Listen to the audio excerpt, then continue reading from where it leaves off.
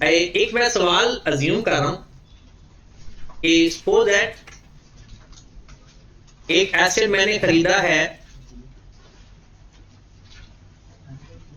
Asset की जो cost है वो है ₹800,000।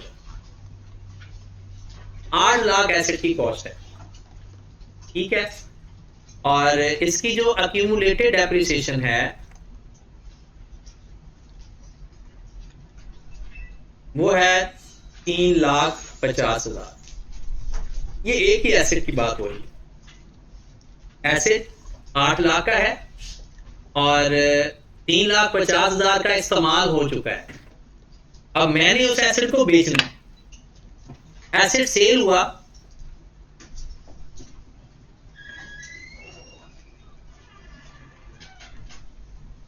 फॉर ₹400,000। 4 लाख का हमने उसको बेच दिया। अब हम ये देखना चाहते हैं कि इसकी एंट्री क्या पास हो सकती है। जब भी एसेट बेचते हैं इसकी दो तरीके हैं। अब जाहिर सी बात है, हमने दोनों तरीके पढ़ने हैं। पेपर में तो एक इस्तेमाल करेंगे लेकिन अभी पढ़ने दोनों पड़ेंगे। सबसे पहले कहते हैं कि जब भी एसेट डिस्पोज करो ना तो उसकी 4 एंट्रीज पास होती है। डिस्पोज करने पे 4 एंट्रीज पास होती हैं। पहले जो एसेट बेचा वो था कितने का, दूसरा वो इस्तेमाल कितना हो गया, तीसरा उसको बेचा कितने का, चौथा उसके ऊपर गेन हुआ या लॉस। दोबारा बताने लगा कौन सी एंट्रीज पास होती है। नंबर 1 जो एसेट बेचा वो था कितने का, नंबर 2 वो कितना इस्तेमाल कर लिया था, नंबर 3 वो बेचा कितने का था, नंबर 4 उसके ऊपर गेन हुआ या लॉस हुआ। तो लॉ मेरे भाई, जो एसेट आपने बेचा है उसकी कॉस्ट आपको बताई हुई है। कितनी कॉस्ट है, वो इस्तेमाल कितना हो चुका है वो भी बताया हुआ है। ये अक्यूमुलेटेड डेप्रिसिएशन है, बेसिकली वो इस्तेमाल कितने साल या कितनी अमाउंट का हो गया ये वो अमाउंट है। अगर हम इन दोनों को माइनस कर दें तो हमारे पास आ जाएगी बुक वैल्यू। कितनी आ रही बुक वैल्यू,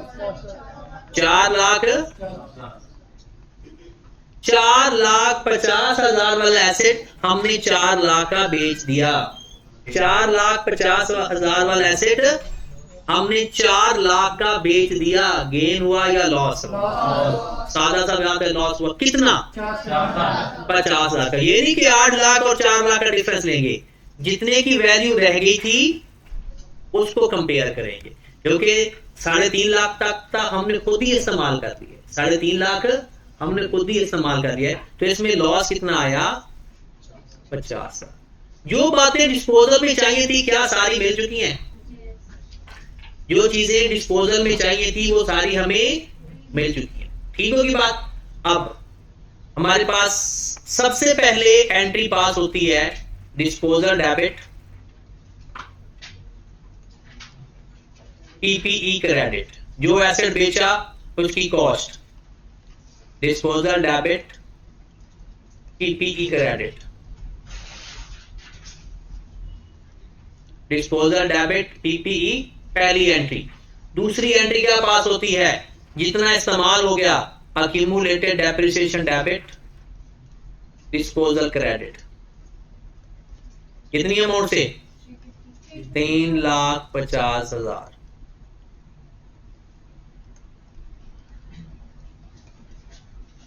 ओके की बात। नेक्स्ट, कितने का बेचा, 4 लाख का, कैश डेबिट, डिस्पोजल क्रेडिट 400,000। 3 बातें आ गई। जितना एसेट क्रेडिट, जितने का बिक गया एसेट क्रेडिट, किस रेफरेंस से, डिस्पोजल के नाम से। जितना इस्तेमाल हो गया, accumulated depreciation by default credit होती है। अक्यूमुलेटेड डेप्रिसिएशन की नेचर क्रेडिट है, क्योंकि ये काउंटर ऑफ एसेट होती है, तो इसको हम डेबिट क्यों कर रहे हैं। और जो एसेट नहीं रहा उसकी जो अक्यूमुलेटेड एसेट पड़ी होगी वो भी खत्म कर देंगे। तो क्रेडिट वाली चीज को कैसे खत्म किया जाएगा, डेबिट करके।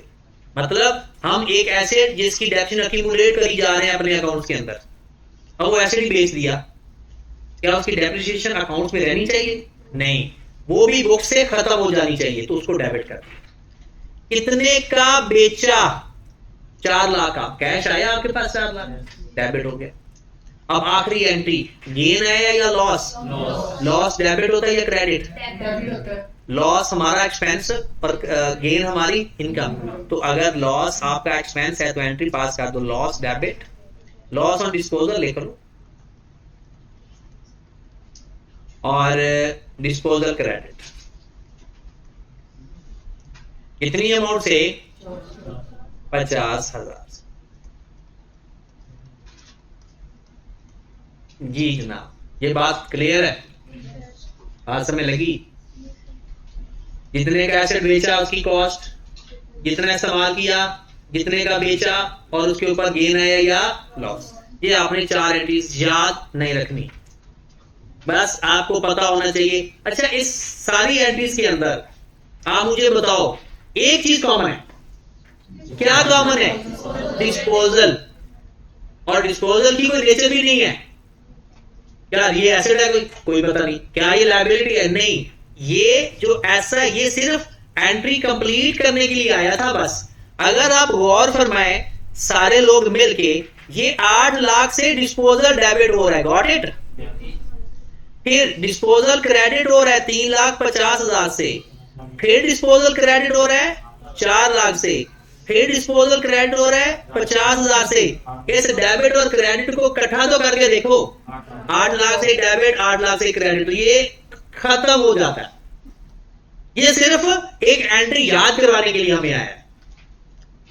ये अब एसेट बेचा तो डिस्पोजल टू बीपी, उसकी accumulated depreciation to disposal, cash to disposal और गेन या लॉस की एंट्री पास डन। तो अगर आप चाहो तो एक ऐसी एंट्री भी बता सकते हो जिसमें सारा डिस्पोजल निकाल के बाहर मारो।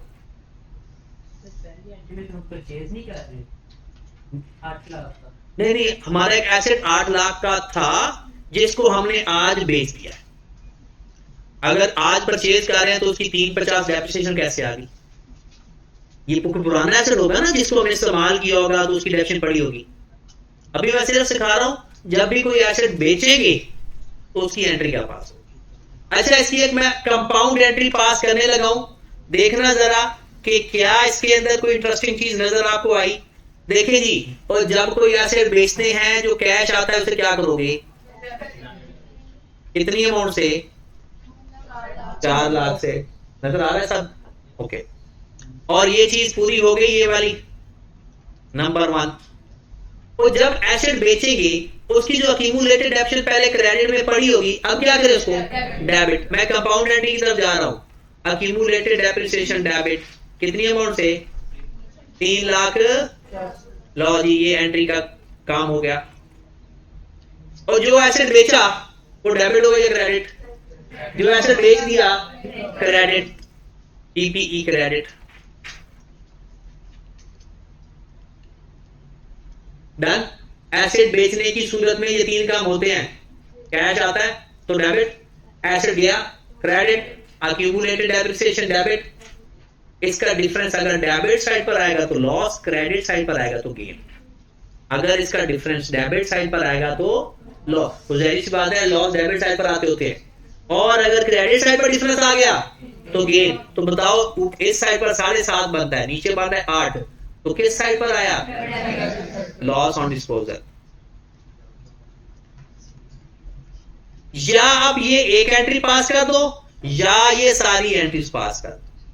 इन दोनों में फर्क सिर्फ एक है, डिस्पोजल डेबिट क्रेडिट कैंसिल कर दिया, बाकियों को इकट्ठा करके लिख दिया। अब ये देख लें, आपका ये पीपीई क्रेडिट हो रहा है इधर, तो यहां पर भी हो रहा है। आपका अक्यूमुलेटेड डेप्शन यहां पर हो रहा है, तो यहां पर भी आपको डेबिट साइड पर नजर आ रहा है।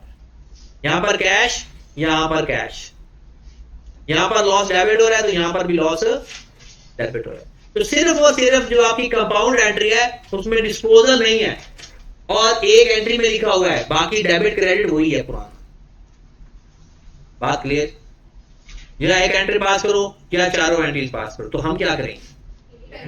नहीं, 2 से 4, बल्कि ये पूरा हफ्ता हम दोनों करेंगे, फिर उसके बाद 4 एंट्रीज छोड़ देंगे, फिर आगे सिर्फ एक एंट्री के पास करेंगे। अच्छा, एक और बात, ये 4 एंट्रीज का मैं आपको बेनिफिट बताने लगा हूं। पेपर में हम 3 लेजर बनाते हैं, 2 बना चुके और एक नया आने लगा है, वो है डिस्पोजल।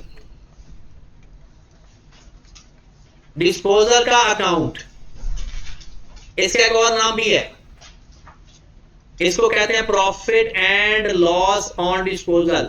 अगर वो हमसे पूछे तो यही अकाउंट बना के दिखा दे। Profit and loss on disposal अगर पूछे तो यही अकाउंट बना के दिखा दे।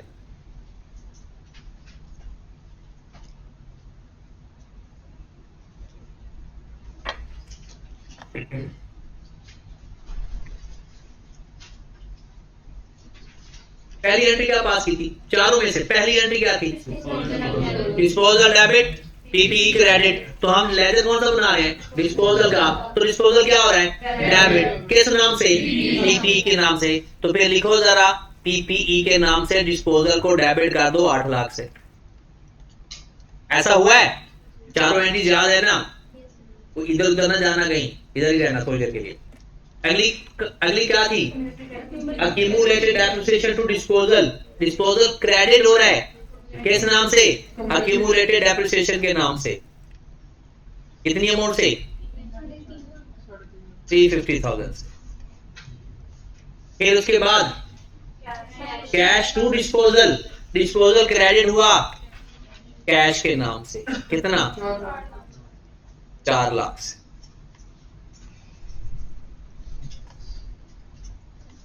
उसके बाद जो डिफरेंस आएगा या वो गेन होगा या वो जिस साइड पर आएगा उसी साइड का मतलब बताएगा। अभी तो लॉस आया था, तो लॉस की एंट्री क्या पास की थी? Loss to disposal. तो डिस्पोजल क्रेडिट किया था, तो याद रखे लॉस पर इस साइड पर आएगा। कितनी अमाउंट से? और याद रखें डिस्पोजल का कैरी डाउन ब्रॉड ऑन नहीं होता। डिस्पोजल का कैरी डाउन और ब्रॉड ऑन नहीं होता। तो डिस्पोजल तो कोई एसेट ही नहीं, कुछ भी नहीं है, ये तो इनकम और एक्सपेंस भी नहीं है। तो डिस्पोजल से सिर्फ हम क्या फाइंड करते होते हैं? गेन या लॉस। तो अगर वो हमें कह दे डिस्पोजल का लेजर बनाओ, तो ये फॉर्मेट होगा डिस्पोजल के लेजर बनाने का। 4 भाग, वही 4 एंट्रीज है। अगर हम कंपाउंड एंट्री शुरू से पढ़ लेते तो ये बनाना मुश्किल था, क्योंकि हमारी एंट्री के अंदर तो डिस्पोजल था ही नहीं। कंपाउंड एंट्री के अंदर तो डिस्पोजल था ही नहीं, तो हमें कैसे पता चलता है कि डेबिट करना है या? तो ये 4 एंट्रीज का फायदा है। और अब हम याद कर लेते हैं, जब ये याद हो जाएगा तो 4 एंट्री फिर छोड़ देंगे। चलिए जनाब एक सवाल मुझे करके दे दें। एंट्री पास करके देनी है चारों, कंबाइन और उसकी जनरल एंट्री पास करके देनी। तो जनाब एक एसेट है जिसकी कॉस्ट 6 लाख है, उसकी बुक वैल्यू 2,50,000 है, और सेल किया, सोल्ड फॉर रुपीज 280,000।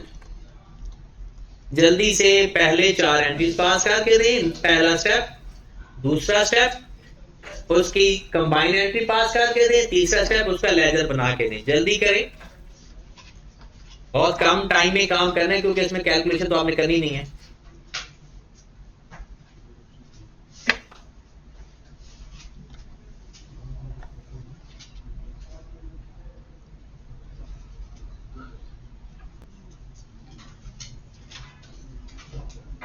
जी अच्छा, जब आप ना बाद में अगर कोई बंदा लेक्चर सुनता है, बाद में उसकी वीडियो सुनता है ना, तो लेक्चर ना पॉज करके सवाल हल किया कर, क्योंकि मैं ना यहाँ पर वो स्टॉप कर देता हूँ ताकि उसकी जो लेंथ है वो कम से कम रहे। बंदे को वैसे ही ना लिखा हो ना 2 घंटे, तो घबराहट होती है कि 2 घंटे का लेक्चर है। आपने पुराने लेक्चर सुने होंगे कि 2 घंटे लिखे होंगे, दरम्यान में पौने घंटे की नमाज ब्रेक, तो वो बंदा वैसे ही परेशान हो जाता है कि 2 घंटे। तो इसलिए मैं वो पॉज कर देता हूँ। लेकिन जब आप लोग सुना करो तो पहले पॉज, सवाल हल किया, फिर आगे शुरू किया। चलिए जी बताएं जरा एंट्री हमाद। 1 मिनट मुझे साथ साथ लिखवाओ जरा, किसको डेबिट करना है? थोड़ा सा ना सीक्वेंस में। अच्छा आप 4 एंट्रीज पास करवा मुझे। पहली एंट्री डिस्पोजल टू, ऐसे पूरे डिस्पोजल टू पीपीई कितने से? 6 लाख से। अक्यूमुलेटेड डेप्रिसिएशन टू डिस्पोजल कितनी अमाउंट से? कितने से? 3,50,000 से। पता चल गया? और किसी ने 2,50,000 से तो नहीं की एंट्री, बताया किसने किया है? तो 2,50,000 बुक वैल्यू था, 2,50,000 बुक वैल्यू था। तो कॉस्ट और बुक वैल्यू का डिफरेंस अक्यूमुलेटेड डेप्रिसिएशन होता है। ठीक होगी बात? फिर उसके बाद अगली एंट्री कैश टू डिस्पोजल कितने से? 2,80,000 से। गेन आया लॉस? गेन कितने का?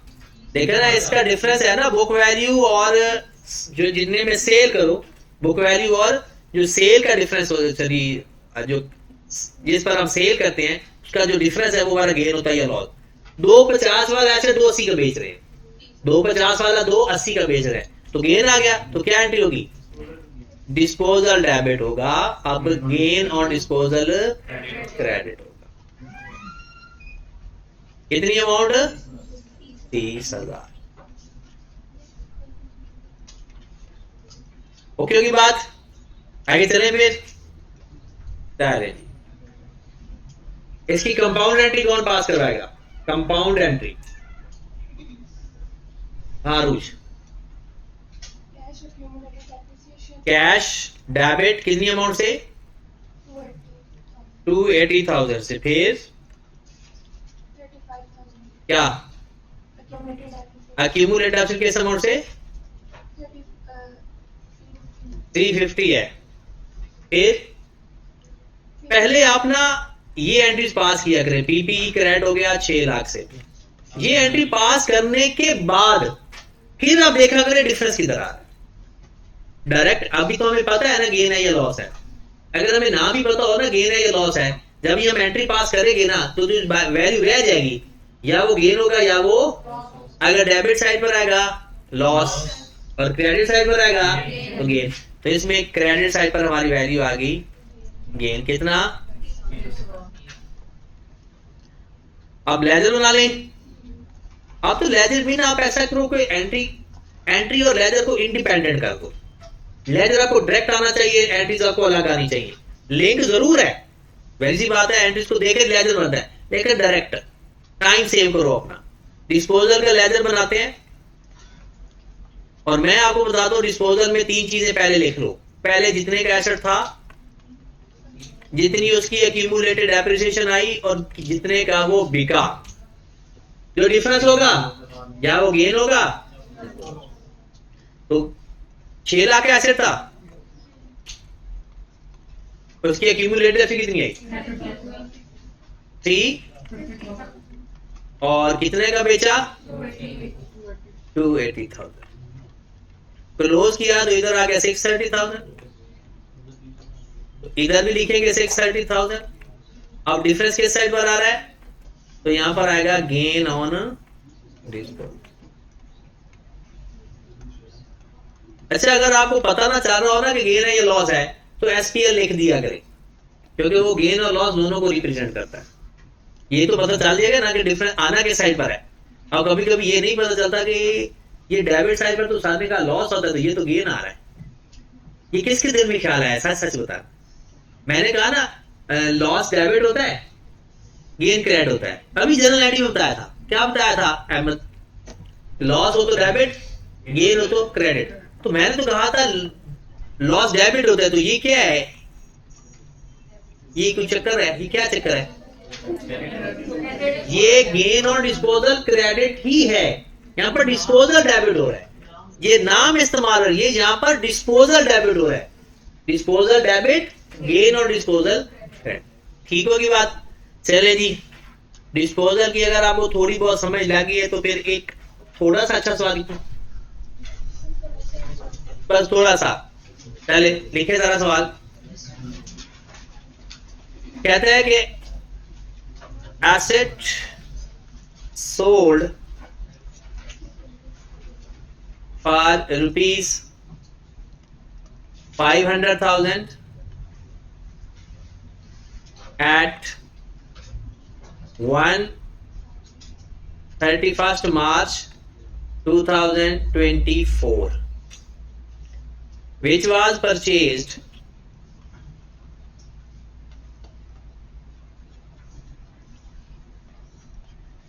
for rupees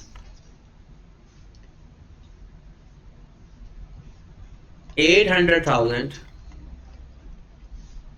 at 1/7/2019, year end of the company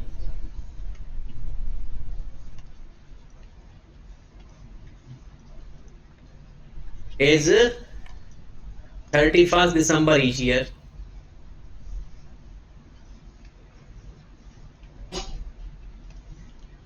Rate of depreciation 10% straight line method. 10% straight line method. Pass journal entry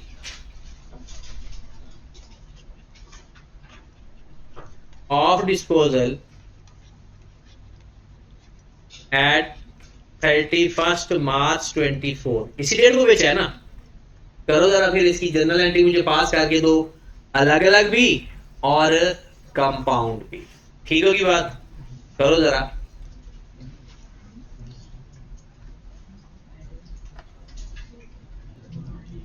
हाँ जी, हो गया सबका? चलिए जी, पूछो सवाल।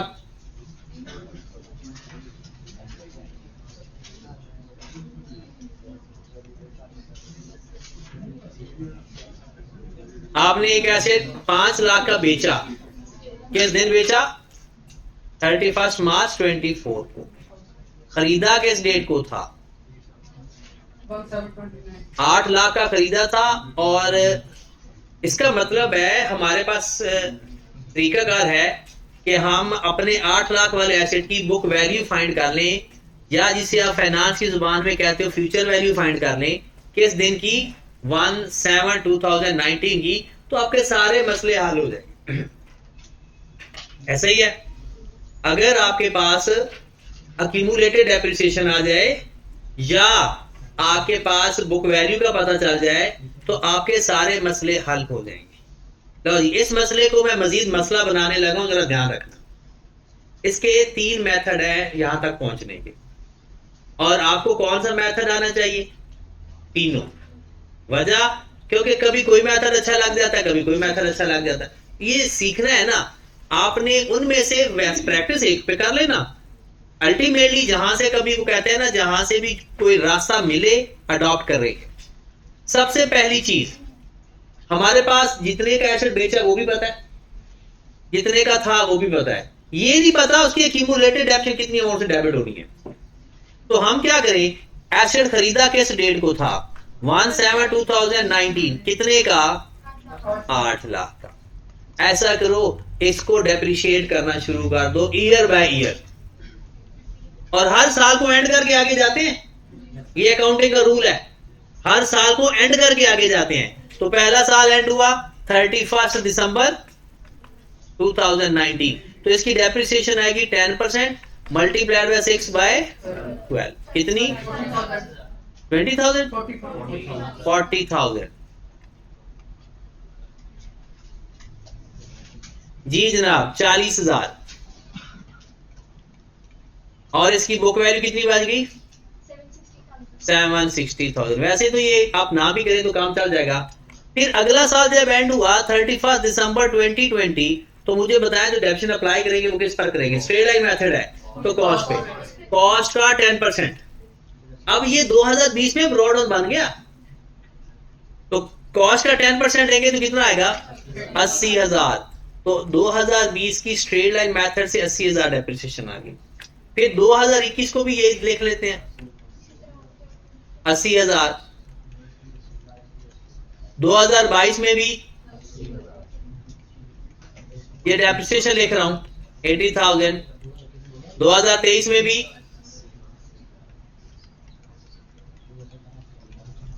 80,000।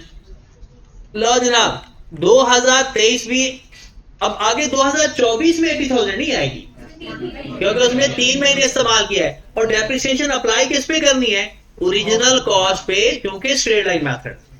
तो हमने क्या किया, 31 मार्च 24 80,000 को 10% से मल्टीप्लाई किया और 3/12 से 80,000, 8 लाख है कितना?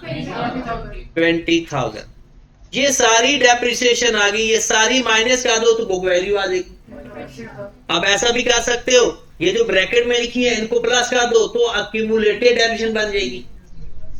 मतलब आपको जो चाहिए वो मिल जाएगा। हमें तो चाहिए अक्यूमुलेटेड डेप्रिसिएशन। तो ऐसा करो, या तो इसकी बुक वैल्यू फाइंड करके कॉस्ट से निकाल दो, या फिर इसको सबको प्लस कर लो, जो मर्जी है करना चाहते हो। बुक वैल्यू कितनी आ रही है? 4,20,000 बुक वैल्यू है, कॉस्ट है 8 लाख, तो इसकी अक्यूमुलेटेड डेप्रिसिएशन कितनी आएगी? 3 लाख। तो समझ लगी है? या तो सिंपल 40 80 सबको ऐड करके 20,000 तक सारा ऐड कर दे, अक्यूमुलेटेड डेप्रिसिएशन आ जाएगी। हाँ जी, हमें क्या चाहिए था? अक्यूमुलेटेड डेप्रिसिएशन मिल गई पक्का। एक और तरीका मैंने आपको कहा था, अक्यूमुलेटेड डेप्रिसिएशन सिंपल इंटरेस्ट होता है, अक्यूमुलेटेड डेप्रिसिएशन सिंपल इंटरेस्ट होता है। तो फार्मूला लगेगा accumulated depreciation is equal to TRT। अब सर क्या लिख दिया? Cost, present value, cost present value कहते हैं। मुझे बताओ, कॉस्ट है 8 लाख, मल्टीप्लाइड बाय रेट है 10%, मल्टीप्लाइड बाय टाइम। अब मुझे बताओ टाइम कब से कब तक जाएगा? टाइम कब से कब तक जाएगा? जिस दिन से खरीदा, जिस दिन बेचा। कब काउंट कर लो। खरीदा था 19 में, 6 महीने, फिर 20, 21, 22, 23, 4 साल पूरे पूरे, 4 साल 9 महीने, राइट? 4 साल 9 महीने। आप चाहो तो इसको मंथ में करना, वही सिंपल इंटरेस्ट वाला फार्मूला। 4 साल 9 महीनों को पता कैसे लिखते हैं? याद आया या भूल गया? 4 से 4 प्लस 9/12, 4 प्लस इस तरह से प्लस करके लिखते हैं, या आप टोटल मंथ पे 12 भी कर ले, तो आपका आंसर एग्जैक्ट 380,000 आ जाएगा। ये सिर्फ ऑफर स्ट्रेट लाइन मेथड में होती है और किसी मेथड में नहीं। कि अगर आपको अच्छा रेजिडुअल वैल्यू गिवन होती तो फार्मूला थोड़ा सा चेंज हो जाता है, C माइनस R करके R और T से मल्टीप्लाई करते हैं, क्योंकि उसके ऊपर रेजिडुअल वैल्यू माइनस करनी पड़ती है। अच्छा, अगर मैं आपसे ये अभी बातें चल रही हैं और आपको थोड़ा सा फाइनेंस रिवाइज भी हो रहा है, ये जो 4,20,000 है ये बुक वैल्यू है, मैं कह रहा हूं ये फ्यूचर वैल्यू है। अब फ्यूचर वैल्यू का फार्मूला क्या होता है? A is equal to P into simple interest में। तो मैं कहता हूं book value is equal to cost है 8 लाख,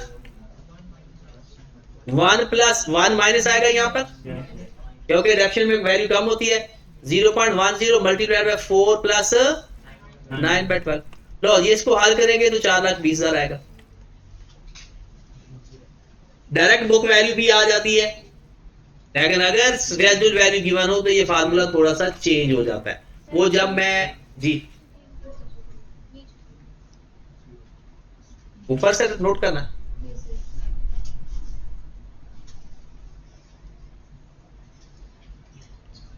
हाँ जी, अगर आपके पास रेजिडुअल वैल्यू आ गई तो फार्मूला चेंज हो जाता है। वो थोड़ा सा अजीब बनता है फार्मूला, मैं बता देता हूं, लेकिन ये है कि मैं ध्यान से सुन के आपको ना दिमाग में रखना पड़ेगा। ये नहीं कि फार्मूले के चक्करों में हम सवाल गलत कर बैठे। और पेपर में जब आपने लिखना है तो फार्मूला लिखे बगैर सवाल हल करना है। मतलब ये नहीं एक दो फार्मूला लिखो फिर वैल्यू पुट करो, डायरेक्ट वैल्यू पुट करनी है। एम आई के आपको पता चल जाए फायदा। तो क्या होगा? फार्मूला अगर विद रेजिडुअल वैल्यू हो तो बिल्कुल बाद में लिखेंगे, जब अभी हम इसकी प्रैक्टिस करते हैं ज्यादा से ज्यादा। अब देखिए, मैंने बुक वैल्यू फाइंड करने का तरीका भी बता दिया। 4,20,000 फाइंड हो जाता तो 8 लाख से अक्यूमुलेटेड डेप्रिसिएशन आ जाती, मैंने आपको अक्यूमुलेटेड डेप्शन का डायरेक्टरी का भी बता दिया और ईयर बाय ईयर भी बन, जिस तरीके से आपको पसंद आए वही कर लेना। आगे फिर आगे चलते हैं। अब एक ना थोड़ा सा इसकी एंट्री की तरफ चले जाएं ताकि आप लोग अपनी एंट्री मैच कर लो। डिस्पोजल की एंट्री, पहली एंट्री क्या होगी?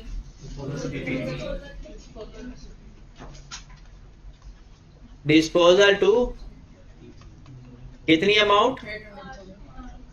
800,000। दूसरी entry accumulated depreciation to disposal, कितनी अमाउंट?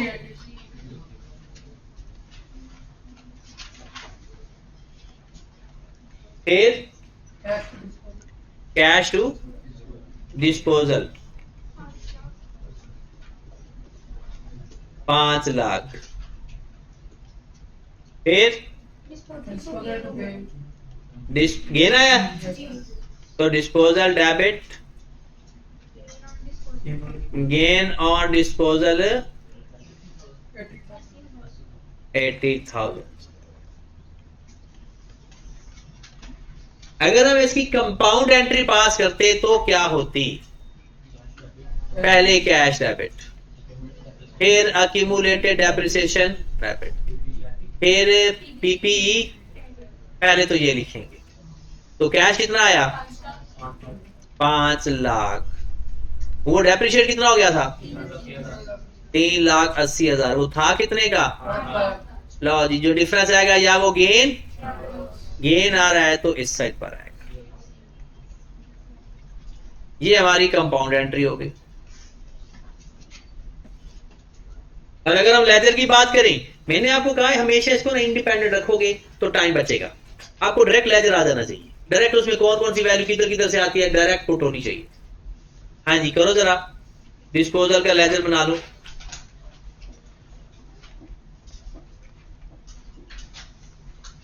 इसका दूसरा नाम क्या है? एसपीएल या प्रॉफिट और loss on disposal. Profit on loss on, लो जी कर लेते हैं। इसका पीपीई कितने से? 8 लाख से। और उसकी डेप्रिसिएशन कितनी आ गई थी? 3,80,000। बेचा कितने का था? 5 लाख का। और हमें गेन आ गया था 80,000। टोटल करते हैं 8 लाख 880,000। लो जनाब, ये आपका बन जाएगा डिस्पोजल का लेजर। क्लियर होगी बात? डिस्पोजल ओके है। डिस्पोजल आगे चले। डिस्पोजल अब हो जाएगा एंट्री भी और लेजर भी और कैलकुलेशन भी। कैलकुलेशन में हमें ना ये अक्यूमुलेटेड एक्शन डिस्पोजल की आनी चाहिए। गिवन है तो गॉड गिफ्टेड, नहीं तो फाइंड कर लेंगे। तो फाइंड करने के आप जिस तरीके से मर्जी फाइंड कर लेंगे, एक्सेप्टेबल है। चलो जी, एक छोटा सा सवाल करते हैं पूरा कंप्लीट, और वो आप से पूछ पूछ के करना पड़ेगा मुझे। आओ जरा सवाल लिखो पहले। ब्रॉड ऑन है मेरे पास। At 1,2022 rupees 1,200,000। अक्यूमुलेटेड डेप्रिसिएशन है 1,22 की रुपीज 540,000। एसेट परचेज किया है for rupees 300,000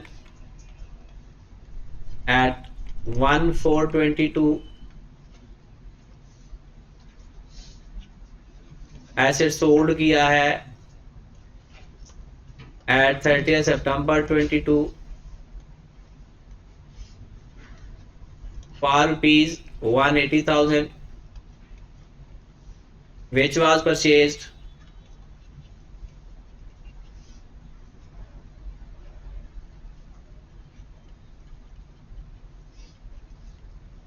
at 1/1/2019 for rupees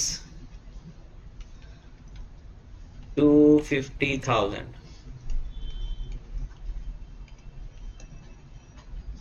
Rate of depreciation 10% straight line method. Rate of depreciation 10% straight line method. Year end is 31st December 22. सबसे पहले find क्या करना है इसमें? Number 1 depreciation for the year बता दो. नंबर 2 लेजर्स बना दो सारे. और नंबर 3 जर्नल एंट्रीज पास करनी है. हाँ जी, ये 3 काम हमने करने हैं.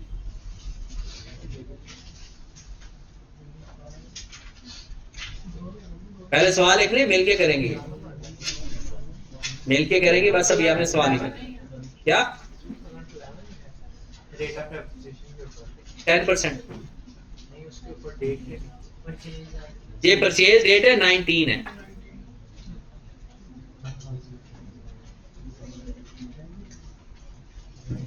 हाँ जी, सवाल नोट कर लो.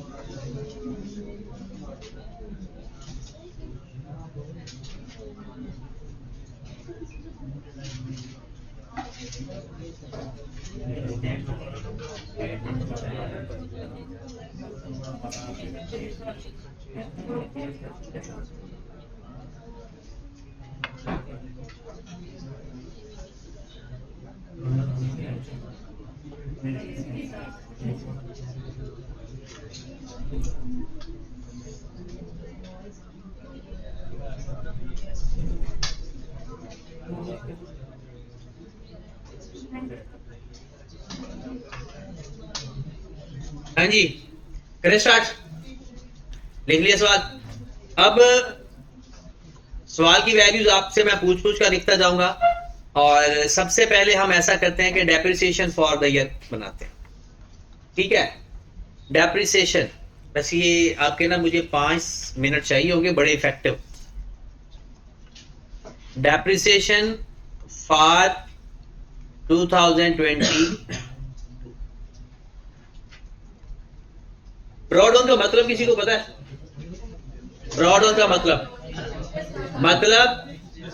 इस डेट से इस डेट तक हमारे पास इतने एसेट्स पहले से ही मौजूद थे.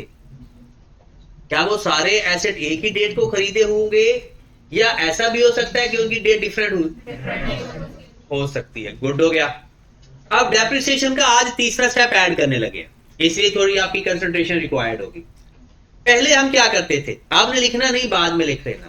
पहले हम करते थे ब्रॉड ऑन को, उसकी डेप्रिसिएशन लेते थे और फिर एडिशन की डेप्रिसिएशन लेते थे. ये हमारा पहले का मसला था. आज हमने डिस्पोजल को भी डेप्रिशिएट करना है. आप मुझे बताओ डिस्पोजल किया किस डेट को? अपने सवाल को पढ़ देखो, किस डेट को डिस्पोजल किया? 30 सितंबर 2022 को. एक एसेट 9 महीने आपके पास रहा, उसके बाद आपने उसको बेच दिया. तो क्या डेप्रिसिएशन पूरे साल की आएगी? जब हमारे पास अवेलेबल ही फॉर 9 मंथ रहा तो उसकी डेप्रिसिएशन भी. इसका मतलब ये हुआ कि एडिशन की डेप्रिसिएशन का डेट हमें पता है, डिस्पोजल के ऊपर भी हम किस डेप्रिसिएशन ले लेंगे. Got it? लेकिन ये मसला नहीं था, ये तो आपको समझ लग गया. मसला वो होता है जो समझ ना लगे. अब आओ जरा, आपके पास जो ब्रॉडन है वो कितना है?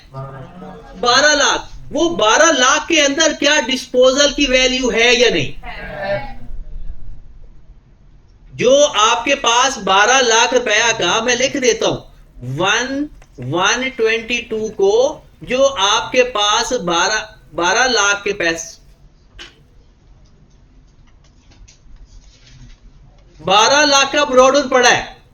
मैं इसको जब डेप्रिशिएट करने लगा तो पता चला एक इसमें ऐसा एसिड है जो बिक गया है, इसमें से है।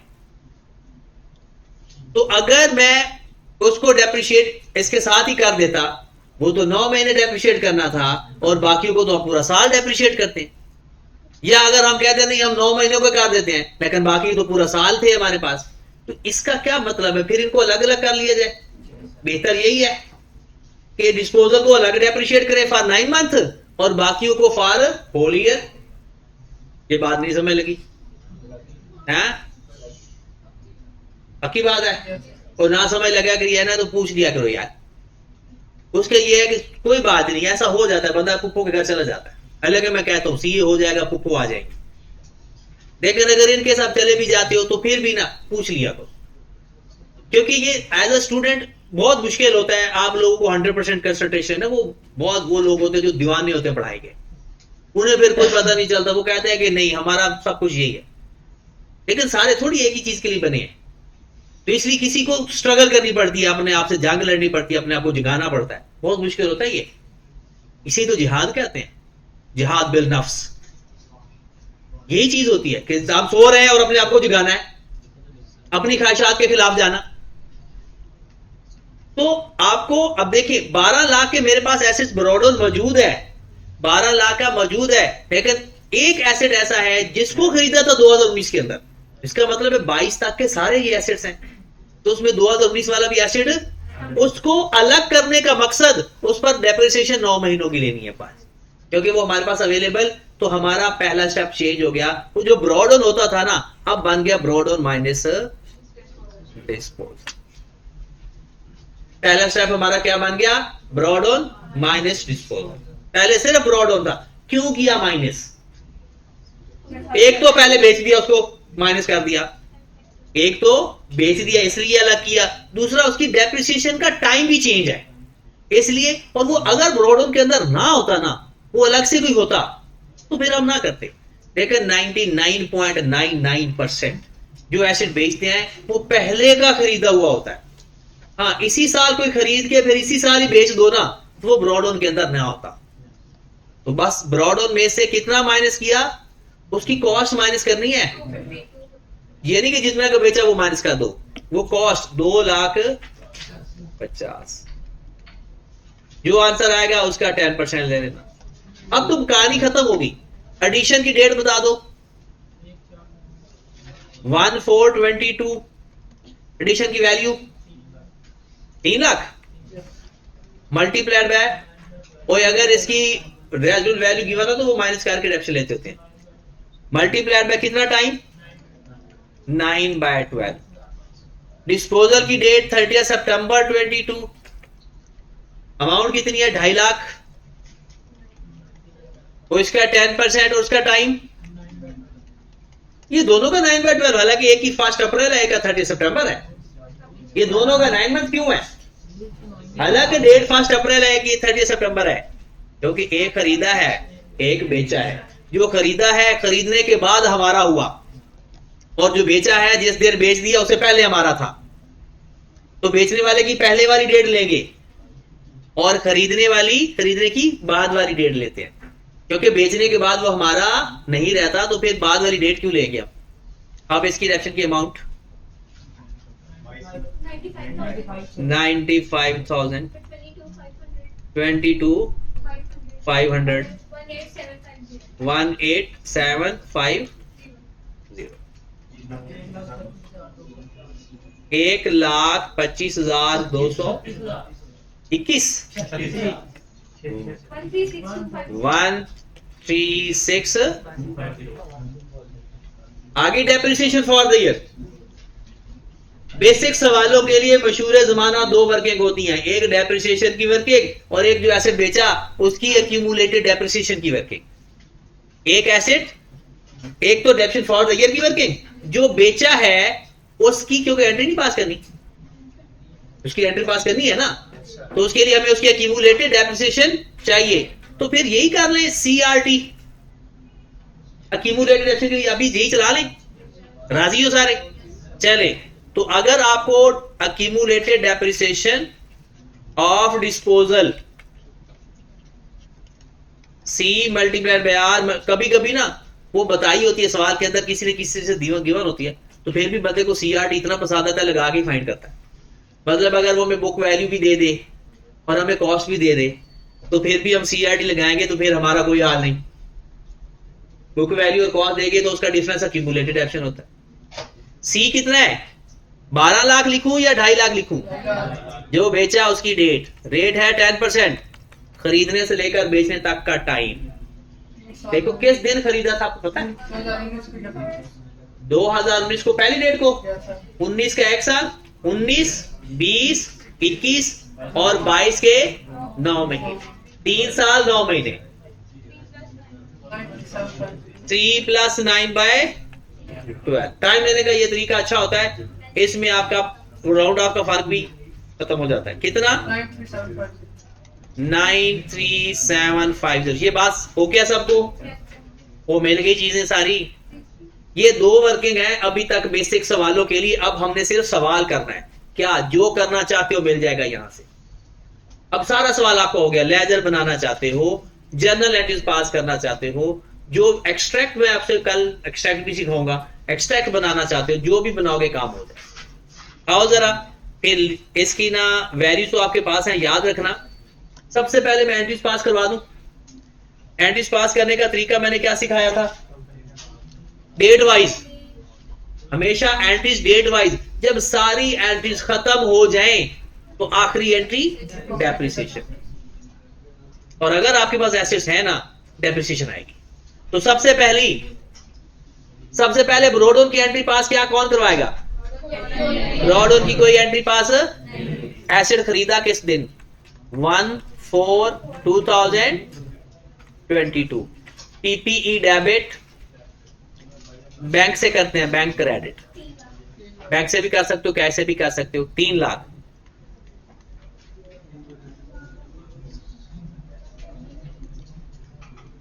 ये तो एसेट खरीद लिया आपने, कोई बेचा भी है? बेचने वाले की या तो कंपाउंड एंट्री पास कर लो या 4 एंट्री पास कर लो, या कंपाउंड या 4। हाँ जी, क्या डेट क्या है बेचने की? 30 सितंबर 22। Bank debit, accumulated depreciation debit, PPE credit. ऐसे एंट्री याद होनी चाहिए कि जैसे ही ना कि बस अब वैल्यू पुट करनी रहेगी। एंट्री आपको इतनी स्पीड से याद होना एक अच्छी बात होती है, अच्छा साइन होता है। ऐसे लगता है कि हम वाकई चार्टर्ड अकाउंटेंट वाली फील्ड में हैं जी। कितने का बेचा? 1,80,000 का। तो क्या पता है उसकी एक्यूमुलेशन कितनी आ गई थी? 9,93,750 था। कितने का? 250,000 का। गेन आ रहा है, लॉस? गेन आ रहा है। अच्छा, गेन या लॉस जिसको मर्जी आज आप एसपीएल के नाम से लिख सकते हो, एसपीएल या एसओसीआई या profit and loss. SPL stand for statement of profit और लॉस। तो कितना गेन? 23,750।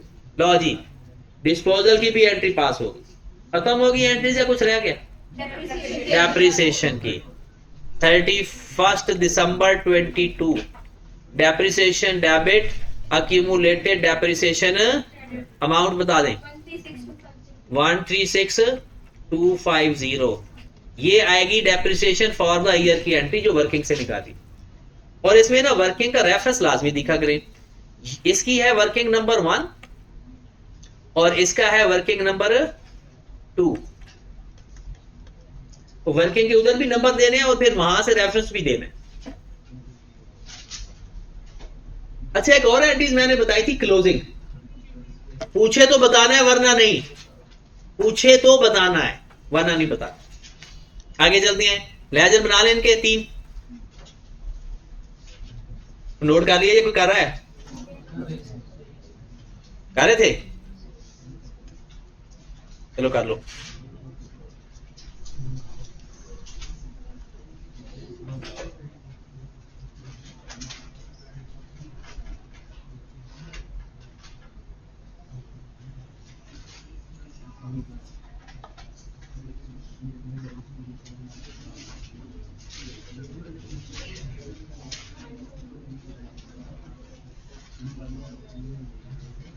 डन? वो तो बस वर्किंग हो जाए। ये तो एंट्रीज आपकी ना, आप ना ऐसे रात को सोते वक्त ना एक दफा सारी एंट्रीज दोहरा के सोया करो, हाँ में भी देखे डेप्रिसिएशन आएगी। हाँ जी, पहली लेजर बना लें। आप तो कुछ और सोच के सोते हो, देखो ना वो फिर खामे भी नहीं कुछ आता। तो अच्छी चीजें सोचो ना, खामे भी आएंगी। आप डेप्रिसिएशन सोचो, देखना फिर लेजर बन रहे होंगे, जर्नल एंट्रीज पास हो रही होंगी। पीपी का लेजर बनाएं। लो जनाब, कोई बच्चों वाले काम है। एसेट बढ़ेगा तो डेबिट, कम होगा तो क्रेडिट। अगर जिसमें एसेट में चेंज ना आ रहा हो इस लेजर में आएगा ही नहीं। तो अब पहले तो लिखो ब्रॉड ऑन। 1122 को ब्रॉड ऑन हमारा कितना था? 12 लाख। और 1422 को एक एसेट खरीदा तो मेरा पीपीई डेबिट हो रहा है कितने से? 3 लाख से। क्या मेरा कोई पीपी क्रेडिट भी हुआ इस साल? 30 सितंबर को कितने से? 1,80,000 से। 30 सितंबर 22 जितने का वो था उतने से। नाम कौन सा आएगा? डिस्पोजल का। आपको कि सर हमारी एंट्री के अंदर तो डिस्पोजल है ही नहीं, क्या फिर भी हम डिस्पोजल लिखे? हमारी एंट्री में डिस्पोजल कैंसिल हो गया है, था सही, कैंसिल करके हमने कंपाउंड करके लिख दिया, लेकिन डिस्पोजल है। ये कौन सी एंट्री है? डिस्पोजल की पहली एंट्री। क्या होता है उसमें? Disposal to PPE. तो पीपीई क्रेडिट हो रहा है डिस्पोजल के नाम से, तो क्योंकि हम पीपीई का लेजर बना रहे हैं तो उसमें क्रेडिट कर रहे हैं डिस्पोजल के नाम से। कितना? 2 लाख। और पीपी पे कोई असर नहीं हुआ तो इसको क्लोज कर दें। 15 लाख। यहां पर भी आ जाएगा 15 लाख। यहां पर हमारा 31 दिसंबर 22 कैरी डाउन कितना? 12,50,000। अब ऐसा करो, अक्यूमुलेटेड डेप्रिसिएशन का भी लेजर बना लो। अक्यूमुलेटेड डेप्रिसिएशन का भी, वो भी अब आपको बस थोड़ा सा रह गया, बाकी वो भी कंप्लीट ही है। अक्यूमुलेटेड डेप्रिसिएशन में क्या क्या चीजें आती हैं वो आपको पहले ही पता होनी चाहिए। 1122 को ब्रॉड ऑन आएगा। आपको पता है जब डेप्रिसिएशन फॉर द ईयर की एंट्री क्या होती है? Depreciation for the year, depreciation debit, accumulated depreciation. तो आपकी अक्यूमुलेटेड डेप्रिसिएशन क्रेडिट हो रही है किस नाम से? डेप्रिसिएशन के नाम से। अक्यूमुलेटेड डेप्रिसिएशन क्रेडिट हो रही है। डिस्पोजल के अंदर भी अक्यूमुलेटेड डेप्रिसिएशन का जिक्र आता है। क्या भला? Accumulated depreciation debit disposal. तो उसमें जो एसेट बेचो उसकी अक्यूमुलेटेड डेप्रिसिएशन डेबिट कर दो डिस्पोजल के नाम से। जो एसेट बेचा और जो डेप्रिसिएशन आई क्रेडिट हो गया अक्यूमुलेटेड डेप्रिसिएशन, और जो एसेट खत्म किया तो उसकी अक्यूमुलेटेड डेप्रिसिएशन भी खत्म कर देते हैं। तो क्रेडिट वाली चीज को खत्म कैसे किया जाता है? डेबिट करके। हाँ जी, ब्रॉड ऑन कितना था अक्यूमुलेटेड डेप्रिसिएशन का? 5,40,000। और इस साल की डेप्रिसिएशन कितनी आई थी? 136,250। और जो एसेट बेचा उसकी अक्यूमुलेटेड डेप्रिसिएशन कितनी थी? खत्म। अब जब तक आपके पास अभी इसमें सिर्फ 2 चीजें एडजस्ट होनी है और बस। एक, कोई एरर हो जाए, वो तो पता होता है कि गलती हुई है, इसको अगर उसमें कोई मसला आया है, गलत हो गया तो उसको ठीक करेंगे, या फिर रिवैल्यूएशन मॉडल में बस। वरना अक्यूमुलेटेड डेप्रिसिएशन में ना सिर्फ एक डेप्रिसिएशन फॉर द ईयर आता है और जो एसेट बेचे उनकी अक्यूमुलेटेड डेप्रिसिएशन डेबिट होती है। बस क्लोज होगा, कर दो क्लोज। कितना आ गया? 540 को 136 ऐड कर दो तो 676250, तो इधर भी आ जाएगा 676250 और कैरी डाउन कितना आ गया 582500। अक्यूमुलेटेड डेप्रिसिएशन आ गया। डिस्पोजल का लेजर आ गया। चलें जी जल्दी से डिस्पोजल का लेजर भी बना लेते हैं। उसमें भी वही 4 एंट्रीज का पीपीई, अक्यूमुलेटेड डेप्रिसिएशन, कैश, और जो डिफरेंस आएगा वो गेन या लॉस। जो एसेट बेचा उसकी कॉस्ट क्या थी 2,50,000। उसकी एक्यूमुलेटेड डेप्रिसिएशन कितनी थी, बेचा कितने का, गेन आया था कितना आया था 23, इसका टोटल कितना आ गया, टोटल कितना 273,750 273,750 ये लेजर बन गया। अच्छा जब ऑडिट किया जाता है ना तो उसमें ना एक टर्म आप लोग इस्तेमाल करोगे कि क्रॉस चेक किया करें। क्रॉस चेक से भी बड़ा अच्छा पता चलता है, गलती जल्दी आइडेंटिफाई हो जाती है। क्रॉस चेक होता क्या है, जब आप ऑडिट में जाओगे वैसे तो ये टर्म फौरन पता चल जाएगी। क्रॉस चेक देखें कि क्या जो डिस्पोजल के अंदर पीपी के अंदर डिस्पोजल 250 है, क्या वाकई डिस्पोजल के अंदर पीपी भी 250 है, क्योंकि ये वही एंट्री है जो दो जगह पर जा चुकी है। जो पूरी एंट्री अब क्या पड़ा, डबल एंट्री सिस्टम हो तो दो लेजर में जाना है। तो अगर दोनों सेम अमाउंट से है ना तो गलती का कोई चांस नहीं है, क्योंकि जो चोर होता है ना किसी न किसी जगह गलती करता है। कैसे कि अगर सपोज उसने गलत कोई ऐसे डेबिट या क्रेडिट किया है तो अगर एक लेजर में वो सही गलती कर देगा तो हो सकता है दूसरे में वो उसको एडजस्ट करना भूल जाए। तो इसलिए कोई ना कोई मसला आ सकता है। देखिए जरा ये क्या लिखा हुआ है, ये क्या, इसका मतलब क्या है, डिस्पोजल की एक्यूमुलेटेड ऑप्शन यहां पर आ रही है। तो इधर देखें एक्यूमुलेटेड डेप्रिसिएशन में डिस्पोजल के नाम से और डिस्पोजल के अंदर एक्यूमुलेटेड ऑप्शन। आप कहोगे सर कैश का किधर करें, अगर आप कैश बुक भी बनाते तो कैश बुक के अंदर भी ये 180,000 आ रहा होता। एक और इंटरेस्टिंग बात देखें, जो एक लेजर में डेबिट साइड पर आएगी ना वो दूसरे लेजर में क्रेडिट पे होगी। अब देख लें यहां पर मेरा ये क्रेडिट पे था तो यहां डेबिट, ये डेबिट पे था तो यहां क्रेडिट। ये वैसे ही पता चल जाता है क्रॉस चेक करने से। और अगर आप भी कोई गलती करने लगो तो पता चल जाता है कि उधर वैल्यू अगर सेम नहीं आ रही, क्योंकि हम वही तो वैल्यू लिखनी होती है आगे। ठीक हो गया। तो कल आपने सवाल कर लिए थे 7 तक, अब आपने 7 से आगे करने हैं 8 9 10 11 12। ठीक है चलो 8 कर लेना, 9 कर लेना, 10 कर लेना, 11 कर लेना, 12 कर लेना बस। अच्छा पहले मैंने तेज तेज बोला था। चलो 8 to 12 ठीक है। तो ये सारा कुछ यही करना है बार बार बस, वो आपकी ना आदत। अच्छा अच्छा नहीं लग रहा है। चलो और ये कर लेना 3 कर लेना 8 9 10।